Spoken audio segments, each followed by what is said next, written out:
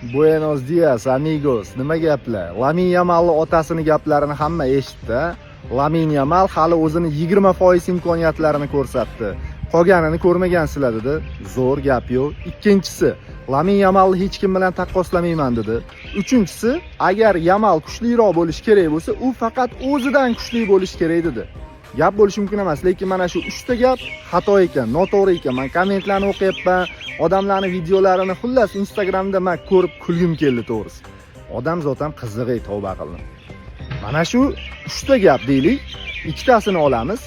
Men Yamalni hech kim bilan taqqoslamayman dedi. Hamma odamning o'zi aslida pozitsiyasi shunaqa bo'lishi kerak emasmi? Hamma umrida bir marta bo'lsa ham like bosgan falsafiy gap shu emasmi? Hech qachon o'zingni hech kim bilan taqqoslama degan gapga to'g'ri gap deb like bosganlar, Yamalni otasi gapiruvdi, noto'g'ri gap deb o'ryapti. Mana shu gap. Agar sen kuchli bo'lishing kerak bo'lsa, kechagi o'zingdan bugun kuchliroq bo'l degan gaplarga like bosib, motivatsiya olib, mana shu gapdan bu to'g'ri gap deganlar, bugun Yamalni otasi gapiruvdi, buni ham noto'g'ri gap deb o'rdi. Yamalni otasi kibr ekan, havolanib ketibdi. Hech kimni mensimayapti ekan. Yana nima? O'zidan ketib qopti, tavba qildim. Mana shu gaplarni statusingga qo'yib yurgan-kusan. Qanaqa odamsan sen? Mana bu aniq tiniq pozitsiya-ku. Yamalni otasi o'zidan bo'lgan bolani potensialini qolgan hammadan ko'ra yaxshiroq biladi-ku. U ota-ku, axir shu bolani o'stirgan, katta qilgan-ku. Onangni emgurlar.